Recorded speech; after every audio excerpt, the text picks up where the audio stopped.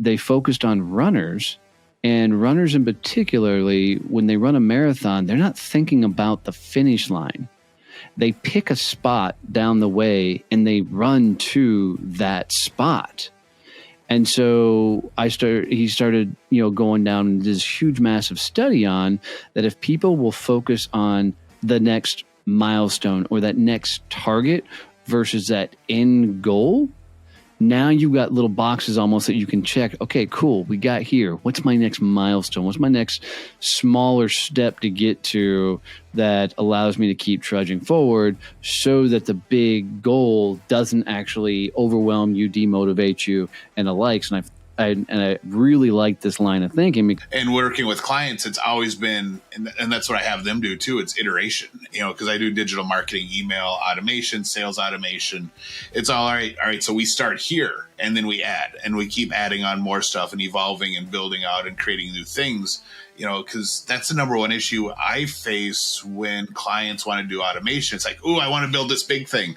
No, let's build this little thing first. Everybody has a different definition of what progress and success looks like. And if we can all in the organization stack hands over the same thing, this is how we're going to measure whether we're winning. It could be revenue. It could be numbers of clients. It could be repeat clients. It could be, I'm just talking business terms. But as long as we all agree on what that is, then you can boil it down into, let's do a little bit better tomorrow than I did today by looking at the things I'm trying to do. If today I made 10 sales calls, let's make 12 tomorrow, right? Or let's make, whatever. If you start stringing good days like that together, and that's how you really move your organization forward.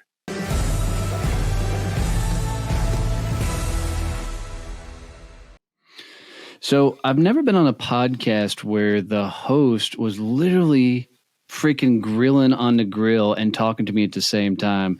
But that's what happened when I was on the Slow Smoke podcast with Jarrod Morgan, man. That dude literally was cooking chicken. Now, I don't know that he cooked it right, but he was at least giving it one hell of a go. So we're bringing on Jarrod today to be a hell of a conversation, a lot of fun. And, Jarrod, the biggest thing that I want to know from you is, my business has been a series of breaking things, screwing things up to figure it out. I don't know, you got a kind of a history in there. How does someone actually figure it out, what their next move is, and then figure out the process and steps along the way to get there? Yeah, well, it's good to be here. And by the way, my cooking skills are a great example of what I'm about to say, which is it's okay to suck at something for a while as long as you're trying to make forward progress. I'm a big believer in problem solving is an essential skill of being able to move things forward. And every successful person that I've ever met is a great problem solver. And they can figure out and they can boil things down into a series of little codes that we got to crack or answers that we got to figure out. And at the end of the day, sort of every business can be boiled down into a problem set that you've got to work your way through.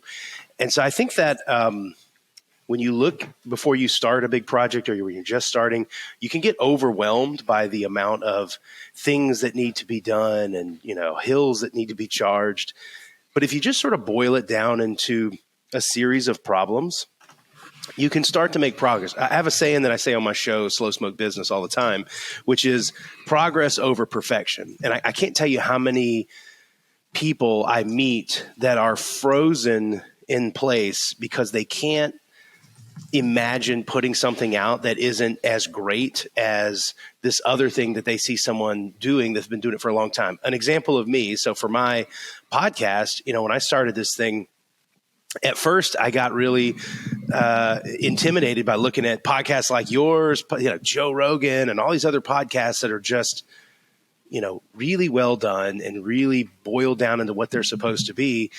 Forgetting that it takes hundreds and for Rogan, thousands of episodes to have gotten that right. Good. And it's really about putting something out, iterating on it, like looking at it. Did that work? Did it not work? How well did it work? And then doing it again and just learning each time. That's really been my kind of my secret to progressing in my own career.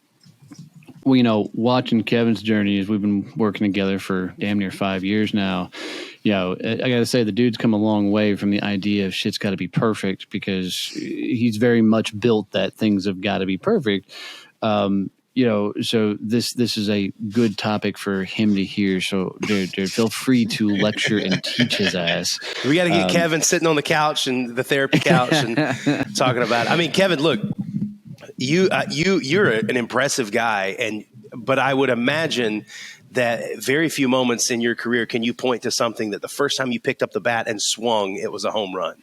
Oh God, no! There was never any of that. So every time I touch the bat, no home run, Donnie. No one wants to hear about you doing that. So, but no, it's to Donnie's point, that has been a huge part of, even as I grew my business, because I'm not just Donnie's partner. I have my own thing too. And working with clients, it's always been, and that's what I have them do too. It's iteration, because I do digital marketing, email automation, sales automation. It's all right. All right. So we start here and then we add, and we keep adding on more stuff and evolving and building out and creating new things, because that's the number one issue I face when clients want to do automation. It's like, I want to build this big thing. No, let's build this little thing first. Right. Let's start here, because then you'll actually use it and do stuff, and then we can get you to that endpoint. So that iteration is super key. We did an interview with Balut Kisik, the VP of Enterprise Sales or Enterprise Marketing over at Jotform. Actually, we just recorded it yesterday. And he came on and he talked about growth marketing, and that how growth marketing is really this concept of iteration. And it's testing and throwing things against the wall, seeing what happens, and just continuing to evolve what you're doing. I think that whole concept isn't just a marketing thing anymore. I think it's really starting to permeate all aspects of business.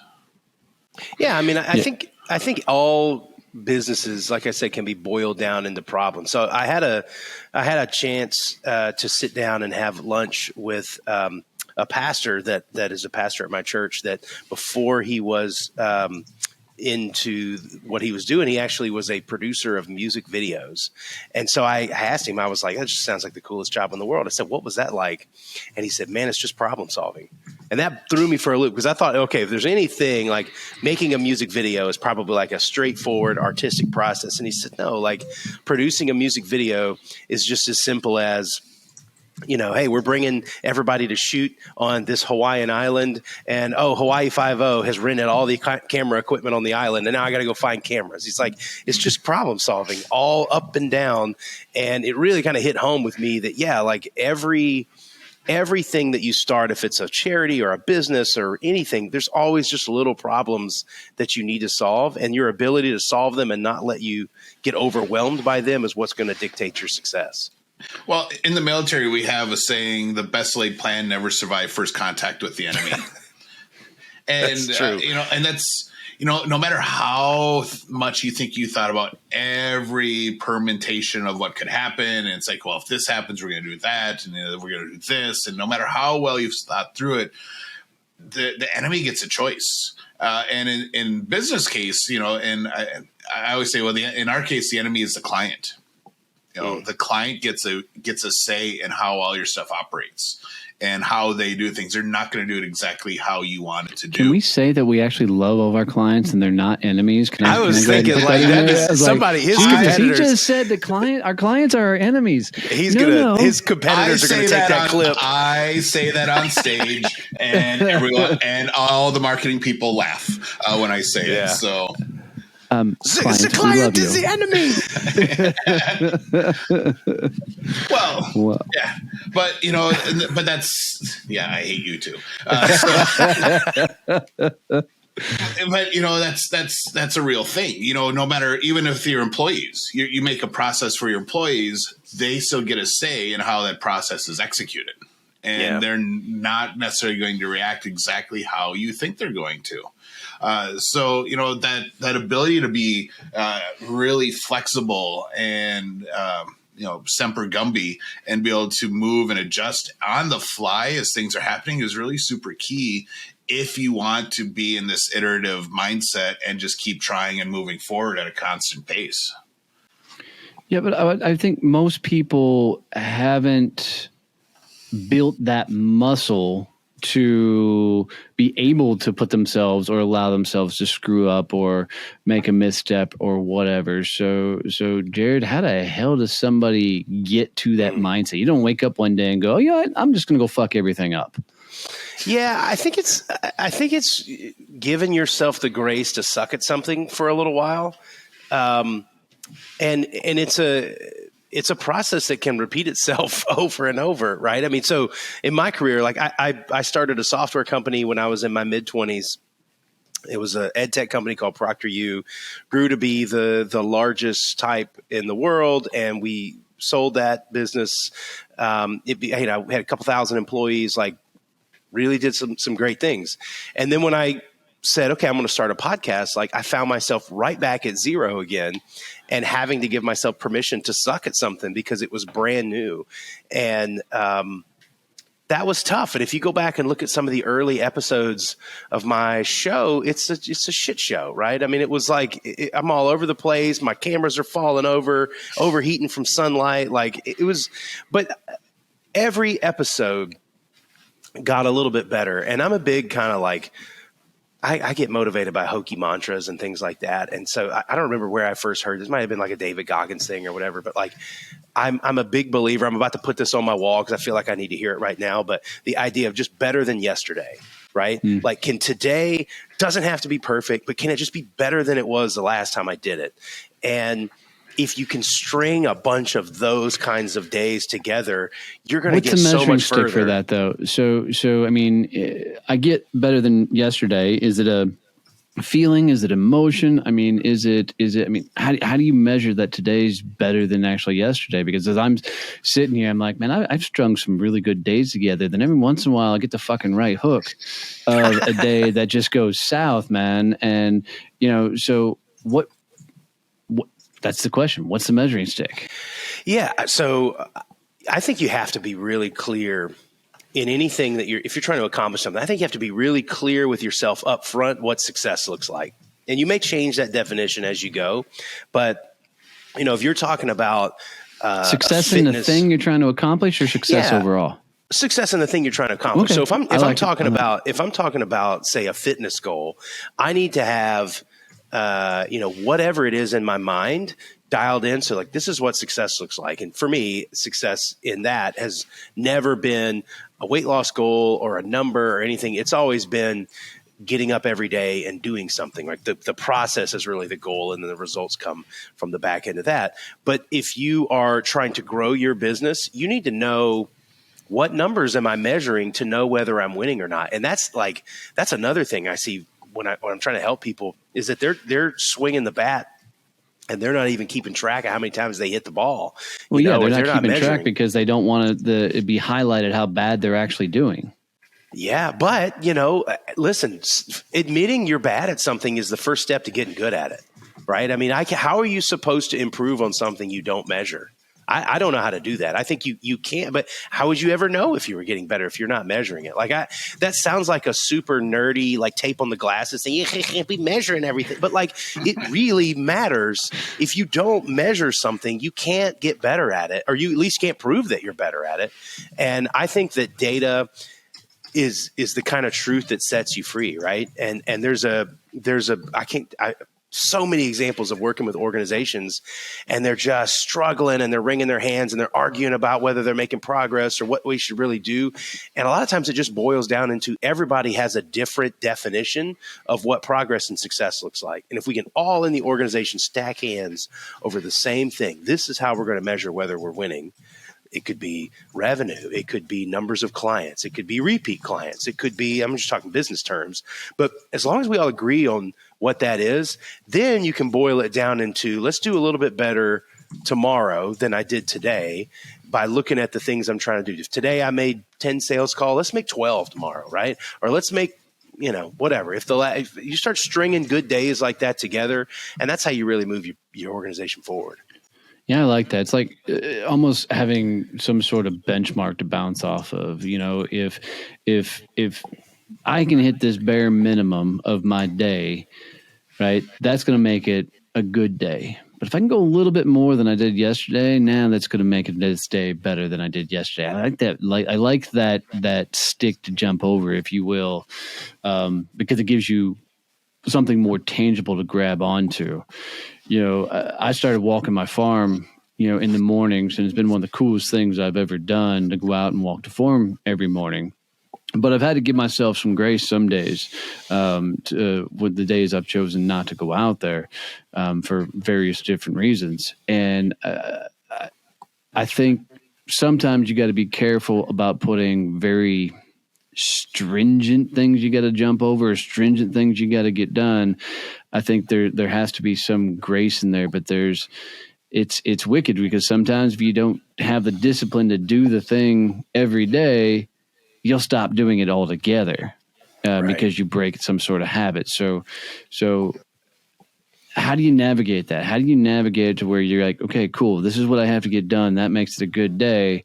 But some days I just need to give myself a little grace. Yeah. I don't know if you ever heard the rhetorical question, how do you eat an elephant, right? How do you eat an elephant? Yeah. Well, you eat an elephant one bite at a time, right? And if you think about a big, daunting place you're trying to go, or a goal, or something, it can overwhelm you when you think about all the moves you need to make. But, running a marathon is just one foot in front of the other, and you have to continue to do those kinds of things. I think that, in the worst moments, and this goes not just for trying to be successful in life, this goes for like when you get met with bad news and tragedy in your life, and when you get overwhelmed by something, you take it a day at a time. If a day at a time is too much, you take it an hour at a time. If an hour at a time is too much, you take it 10 minutes at a time. And that's like if I'm counseling people that are starting, and they've immediately been met with the wall of issues that every startup, everybody that's trying to do something great is just boom, there's a reason why everybody's not successful, right? It's because you get this wall of resistance in front of you. You break it down into, what can I handle right now? Okay, I got to make this call to this organization to solve this one problem. Then I'm going to do this one, and then I'm going to do this one, and then I'm going to make this call, and then I'm going to make some sale. And then you just realize that after a couple of days of just rowing the boat, you start to realize that you've moved further down the river than you would have ever moved if you'd just sat there and beat your head against the wall, upset about how daunting the journey's going to be. That's awesome. I heard, I think it was on a Tom Bilyeu podcast, and I wish I remember the name of his guest so I can give his guest the credit, but he was talking about this concept. It's the vision doctor dude, neuroscientist, Huberman. It was Huberman that said this. And what he said was there was a study that they found that goal setting didn't really work for a lot of people because they didn't actually believe that they could accomplish a goal in the first place. So they started going down the path of, okay, how do we really figure out how people accomplish things? And it was fascinating because what he said was that they focused on runners. And runners in particularly, when they run a marathon, they're not thinking about the finish line. They pick a spot down the way and they run to that spot. And so he started, going down this huge, massive study on that if people will focus on the next milestone or that next target versus that end goal, now you've got little boxes almost that you can check. Okay, cool. We got here. What's my next milestone? What's my next smaller step to get to that allows me to keep trudging forward so that the big goal doesn't actually overwhelm you, demotivate you, and the likes. And I really like this line of thinking because I've never been a goal setter, and I've often said goals don't really work, and it's because of the overwhelm. It's because of the demotivation side of things of, I could never do that.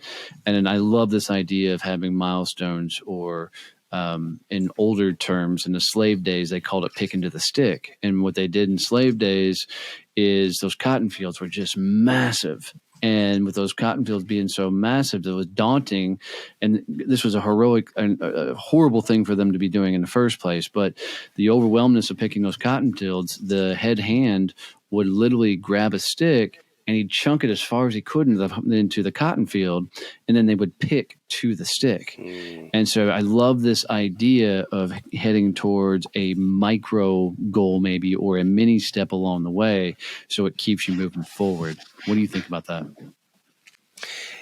So it reminds me of when we were first starting our business, which is called Proctor U. What we did was we watched people take exams over a webcam, and we did that for colleges, and that way you didn't have to travel to campus and everything. And online classes were starting to proliferate. This is back in like 2009,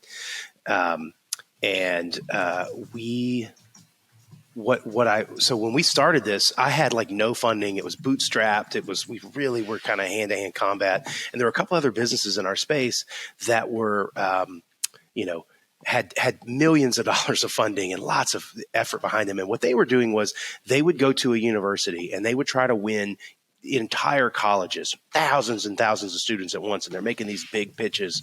And like, I didn't have the money or the sophistication to do that at all. And so what we did was we thought, well, what if we just went to individual faculty members, people that were teaching a class of 30 students, and their class was going to be moving online or whatever. And we would go to them, we'd say, would you like to offer this as an option to your students? And we carpet bomb the world. I literally put a backpack on and we just, caffeinated, motivated, and just talked to as many individual faculty members as we could. And what happened was, while these other companies were getting no, because the industry was not ready for wholesale change like that, we kept getting small yeses. And this guy, Professor Jones over here, I got his 20 students. And then I got this guy over here, his 30 students. And this, professor, her 40 students. And next thing you know, you start stringing together some real progress.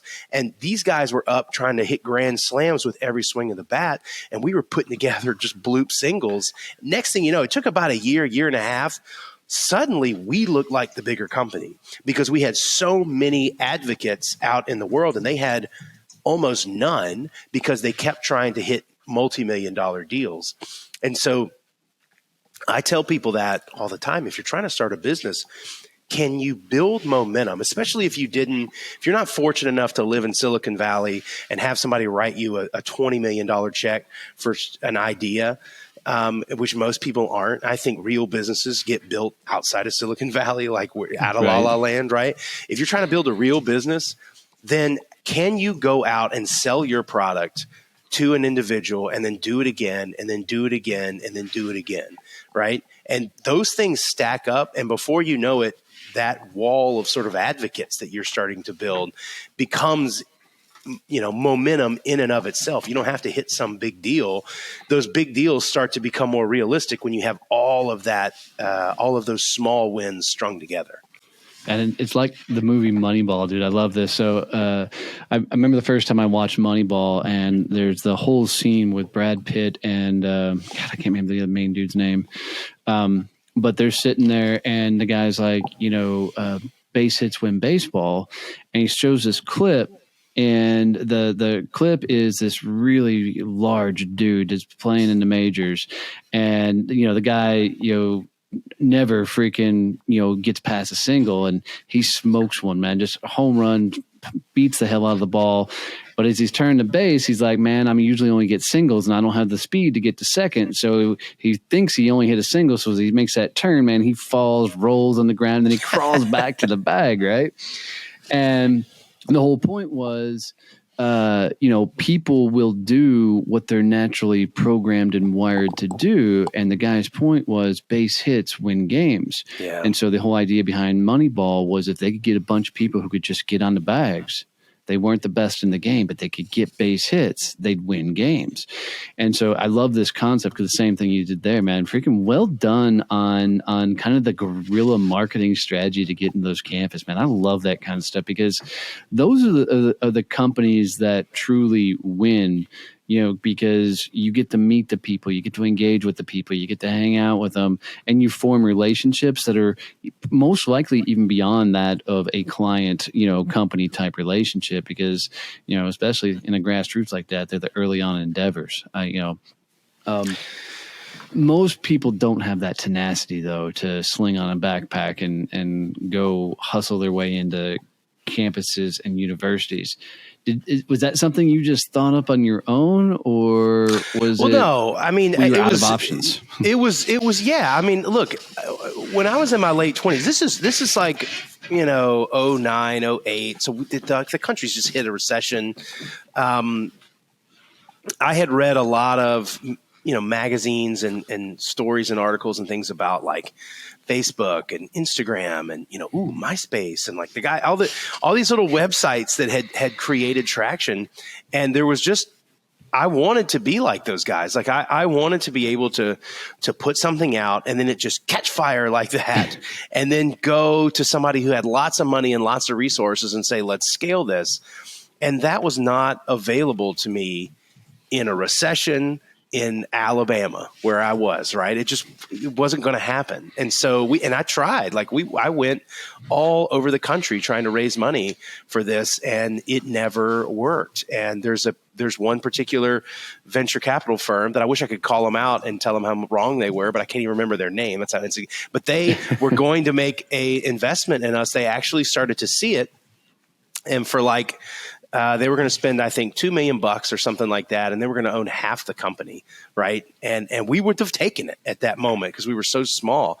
And they, at the last minute, they go, you know what? I don't see it. I just don't see enough traction. Now that $2 million, had they made that investment and stuck with it for 14 years, like I did, would have been worth $250 million. But they didn't, and they missed. And I'm glad they didn't, because that kind of money early on likely would have made me lazy, right? Or not force me to get down in the weeds and really understand why people are buying this. And so we didn't actually raise venture funding. We started in 08. I don't think we closed our first round until 13. So it was 5 years of just lost in the woods, with a backpack on and just stringing together wins and looking at each other and going, this is good, right? This is good, right? And nobody really there validating us. And, people ask me all the time, like, how do you raise venture money? And it's the only way I know how to do that is you have to get to a place where you no longer need the money. And then people start beating your door down. If you are trying to raise money so that you can figure your business out, no one is going to write that check that has any sort of level of. Put it this way, once at a time, nobody wants to pay your paycheck. Right. Everybody, what people want to do is they want, and this is an extreme example, but they want to find a business who just closed a massive deal with Walmart and literally needs $300,000 to go unlock $10 million worth of sales, right? Yeah. Because they've already got a paper in hand. And so, you're never ever usually going to get it that specific, but we didn't close a venture deal until we were talking to people. And there was this group out of Huntsville, Eastside Partners. Go look them up if you're looking for a great set of venture groups that can help you, scale your business. But they were talking to us, and they're kind of scratching their heads, going, "Nobody on this team has ever done this before. Like, who are these guys?" And then while we were talking to them, we just hit one of the biggest deals we ever had, and we just didn't even need their money to make it happen. We're just making it happen, and they were like, "Okay, all right. Where do we sign?" Right? And so. But you have to, there's the whole thing about be so good they can't ignore you. It's just really the truth. But it's about, going back and figuring out, giving yourself the grace to be bad at something and then getting better. And we used to sort of refer to us as kind of like the bad news bears and trying to figure out how do we turn into the Yankees, and we eventually got there, but not without several years of, what I would look back now on and be sort of embarrassed at like our level of professionalism or what our marketing looked like or everything else. But it was the best we could do at that time. And we did it, and we just kept getting better. Well, and I've worked with a couple tech companies that were a funded startup where they had some cool ideas that someone's like, yeah, I'll give you a couple $1 million to go build it. And what you said about, for them, it's almost like they had the easy button. It is, because they just tried to hire people to figure the stuff out. We'll hire this marketing person to figure out branding and to figure out our personas and who we should be targeting, instead of actually going out and doing away, Donnie and I both started our companies was going out and selling the concept to someone and saying, oh crap, people actually buy this, and then listening to your clients and what they actually want and what they need you to do for them. And that's how you figure out how to sell. We have this conversation with business owners all the time. They're like, oh, I need more revenue. I got to go hire salespeople. Like, no, you need just to get off your ass and go sell, because if you hire salespeople and they come in and they ask you, hey, I just met with Jarrod and he said this, what do I do? You're not going to have a fucking clue. And you're not going to be able to help them close the deal. You'll be like, well, I don't know. I've never sold my product. And you're going to it's not going to work. So, that money is really key, because there's some really, especially in the tech world, the operational expenses can go really high, really fast. But some of the stuff you have to go out and do yourself. You got to get, as Donnie says, get punched in the face a few times and learn. Yeah. I mean, money should be looked at as gas in the tank and not the wheels on the car, right? You've got to build the car yourself, and then the money is the gas that makes it go. But it's not going to actually build the infrastructure and things. You've got to figure out ways to do that where the money is just a part of the equation. And you get unsophisticated people in the startup bro world. I call it the startup bro world because it's like the guys with the blazers and the snarky t-shirt on, and they're like, yo, bro, I'm crushing it. And, bro, I'm crushing it, bro. And like those guys will equate investment dollars to revenue, and like receiving an investment from a large venture capital firm is akin to a win for them. And I'm like, no, buddy, you just punched your ticket. Now you're in the game, but that's it. And guess what? Those dudes want their money back. And you hear, I think like Silicon Valley culture probably did a lot of good and a lot of damage. Like it's a little bit of a mixed bag to sort of the whole overall entrepreneurship community of America, because you get guys like, I think his name is Kevin Systrom, the guy that started Instagram, right? And Instagram launched in its form where we're going to do photos and here's what I have for lunch or whatever the hell, And that thing went from launch to $1 billion sale to Facebook in 18 months. And that is like getting struck by lightning 5 times in a row, It's just those situations skew the average entrepreneur's idea of what success looks like and what you should be aiming your business towards. And it doesn't really give people the sense that they're supposed to build and iterate and build a real business that has sustainability that can weather a downturn in something or a slowdown in sales or whatever, to build real businesses. And that's what I've always felt like about sort of Southern entrepreneurs is, I grew up in a very blue collar background, and that permeates everything I do. And so hard work and being able to weather the storm is the way that I think you should build businesses. Yeah, that investment is literally just, you get to keep your doors open for another 3 months. It's, it's you get to pay your bills while you're working on figuring out how to actually generate your MRR, your monthly recurring revenue. It's not, I agree with you. And the people who think that it's a sale, we got this big win. It's like, no, you got someone who believes in you, and now you get to pay your employees, go sell something. So it's really frustrating working with them, especially if they don't understand what their role is. So. Well, can I go on a rant for a second, by the way? Because this is a rant I've always wanted to do in public and have never had the opportunity to do it, even on my show. So the average person that is getting into the entrepreneurship world has no clue the way institutional capital works. Yeah. And so you read, I'm trying to think of an example, but you I keep picking on Silicon Valley, but go to any Silicon Valley situation. And when you read the story where so-and-so has invested $100 million into this guy's startup, and you go, wow, how are they? Wow, he's so rich. Okay, let me explain to you what happens in that. When somebody invests capital into your business, you have something very traditional that's called preference, right? And so if I put $10 million into one of you guys' business, standard terms is going to be I get a $10 million preference, which means when you go sell your business, the first $10 million gets raked over to the table back to me. Okay. And so that applies when it's $100 million. And sometimes it's a 1.5% preference, right? So it's 1.5. So if I gave you 10, I'm actually getting the first 15 back. Now, if you're still with me, I know there's a lot of bullshit there, but listen, what that means is if you have a startup and your business is somehow you've scratched and clawed and your business is worth $20 million. If you go take in $30 million of funding, okay, you now have to sell your business for 50 at least 50 to make $1 more than you could have sold it before you take that. Because if you sold it for 50, the first 30 is going to go back to the guy who just made it. But, oh, by the way, he didn't just do it for that preference.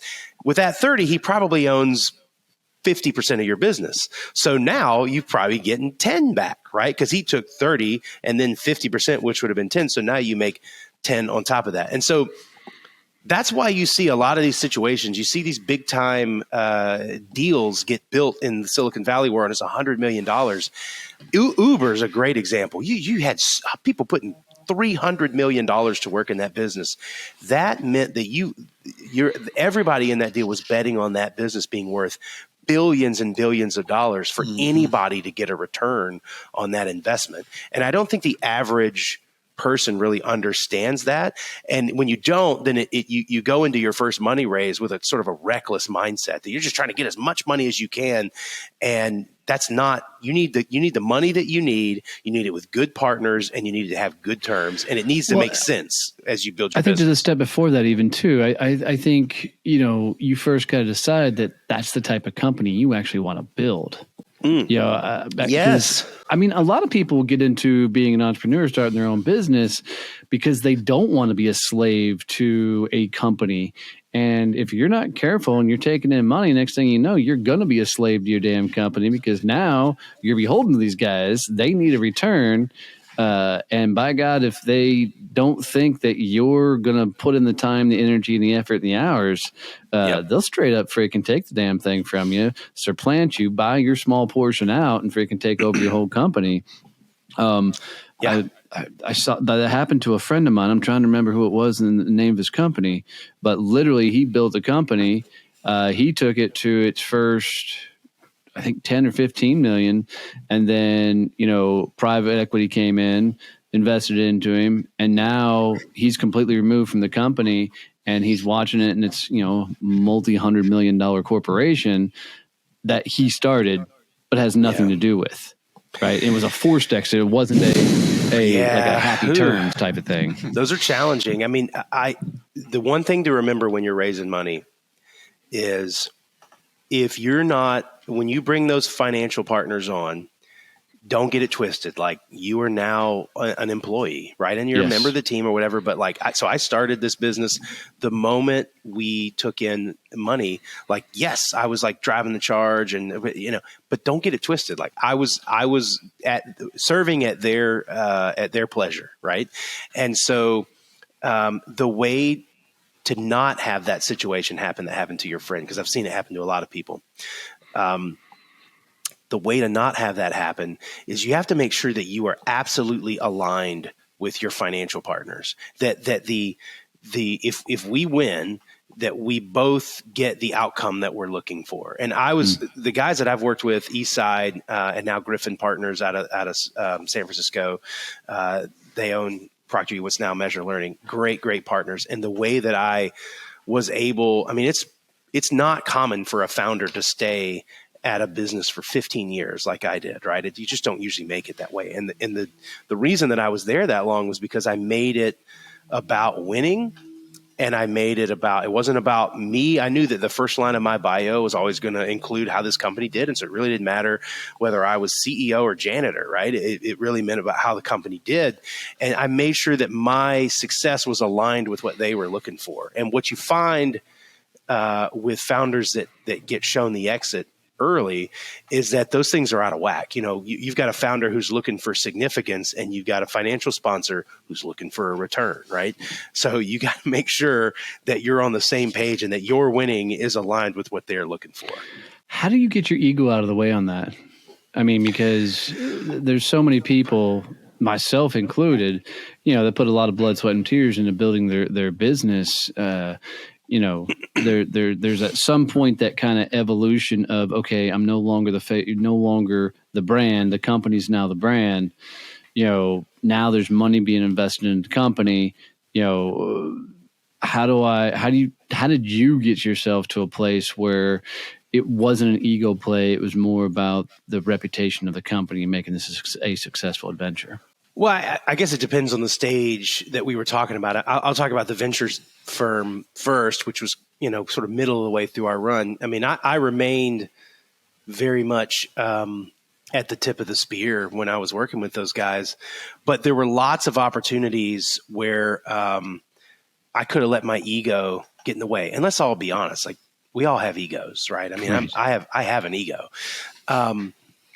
But I think if you talk to a lot of the people that I worked with, I don't think you'd find really, hopefully not anybody, but I think you'd be hard pressed to find somebody that would say that my ego ever got in the way. And it was because I realized that the success of the organization that I got to sort of staple my name to was what gave me the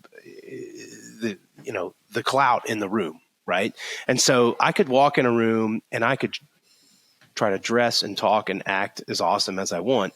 But at the end of the day, it really didn't matter. Like, what the scoreboard tells you who you are, to use like a sports analogy.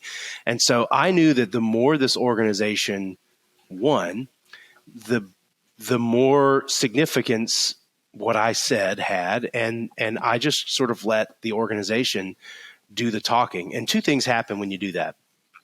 One, your team 100% will get behind you, because when you're led by a leader who really is motivated by the goal, and that the winning of the organization is what they get their clout out of, not of like, I have to have the right answer. My organization needed to win. The right answer didn't need to come from me. Your team will really get behind you. And the second thing is, you find that your customers can smell that and see it. And you can easily get trust from organizations that you're trying to work with when they see that you're just honestly trying to solve problems and you're trying to get to the right answer and you want to help them. And it's not about, you being the biggest, best and baddest of the world. It's a hard thing to do. I don't really know any other way to do it, though, because it's always worked for me to know that if the organization wins, and I've been out in public saying I am a part of this organization, and I'm Jarrod Morgan, and I'm here to tell you about Proctor U. I knew that if Proctor U got bigger and more successful and did a great job, that me attaching my name to that was going to have so much more significance. I don't know if that really makes sense, but it does to me in my head. Sense. Yeah, no, it makes a ton of sense. And it's a smart way of looking at it, just from the perspective that if the company turns into a rock star, then the significance of the people who built that company turn into more rock stars in the eyes of others. I really like that. As people are progressing forward in life, they're going to come up against a lot of challenges. They're going to come up against a lot of different things that are going to smack them around, slap them in the face a few times. Outside of having a major goal and focus, and maybe those little milestones along the way, how do you keep your mindset so much in check that, because we all know running a business, you're going to get to times of overwhelm. You're going to get to times of uncertainty. You're going to get to times where you got to make the call that you don't want to make. For you, how did you keep your wits about you and, stay in that CEO mindset versus crumbling under the pressure? Man, I will tell you that I don't know if I ever got that all the way right. But I will say that looking back and sort of reflecting on when I was doing it better than other times, was, to quote a friend of mine, Emily Lay. If you're not familiar with her, Ley is her last name, Emily Lay. Probably not the homies on your show, probably not she sells a lot of dainty girl, but she's a friend of mine. I've had her on my podcast, and she is a badass. And she said something to me one time on the show that really resonated. And it was that when you start to look at life in seasons, it slows down for you a little bit. And so you start to recognize that there are seasons when you were working 7 days a week, 18 hours a day. And there are also seasons when you're at a sports bar eating wings with your buddy at 3 p.m. on a Tuesday, right? And when you start to think about life in seasons, you realize that there's going to be a season of your life where you're going to have to be redlining on the engine. You're going to be putting out so much more than you really think you could. And it's important to make sure that there's a coming season where you're charging your batteries. And those seasons can be months. For me, it was a couple of years, which was, I don't recommend. Like, I was redlining for years, and it probably did some damage, to my health and things like that.